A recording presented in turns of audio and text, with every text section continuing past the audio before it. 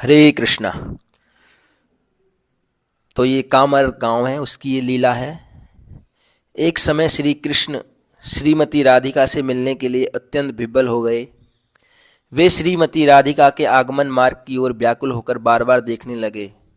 अंत में उन्होंने अपनी मधुर मुरली में उनका नाम पुकारा, जिससे श्रीमती राधिका सखियों के साथ आकर्षित होकर चली आईं। कृष्ण बड़े आनंद से उनसे मिले। गोपियों को एक कौतुक सूझा। उन्होंने प्रियतम की कारी कामर कंबल चुपके से उठाकर छिपा दी। श्री कृष्ण अपनी प्रिय कामर खोजने लगे। भक्त कविवर श्री सूरदास जी ने इस झांकी का सरस चित्रण किया है।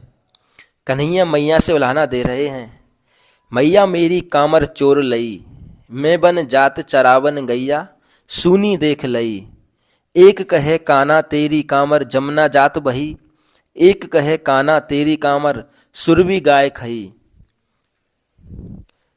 एक कहे काना तेरी कामर सुरभि खाए गई, एक कहे नाचो मेरे आगे ले दहूं जू नई, सूरदास जसुमती के आगे असवन धार बही। मैयारी मैं गऊओं को चराने के लिए वन में गया था। गायों के बहुत दूर निकल जाने पर मैं भी अपनी कामर को वहीं छोड़कर उनके पीछे पीछे चला गया, परंतु पीछे से किसी सखी ने चुपके से मेरी कामर चुरा ली। जब मैं लौटा तो अपनी कामर ना पाकर मैंने सखियों से पूछा, मेरी कामर कहाँ गई? यदि तुम लोगों ने लिया है तो उसे लौटा दो। किंतु वे कहती हैं, कन्हैया तेरी कामर तो जमुना में बहती हुई जा रही थी, मैंने खुद ही उसे बहते हुए देखा है। दूसरी कहती है, कन्हैया मैंने देखा तेरी कामर तो एक गैया खा गई। मैया बता भला गैया मेरी कामर कैसे खा सके है।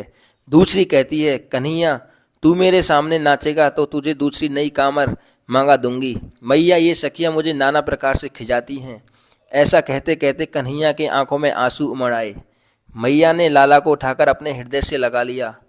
कामर कामर पुकारने से ही इस गांव का नाम कामर पड़ा है। कामर से तात्पर्य काले कम्बल से है।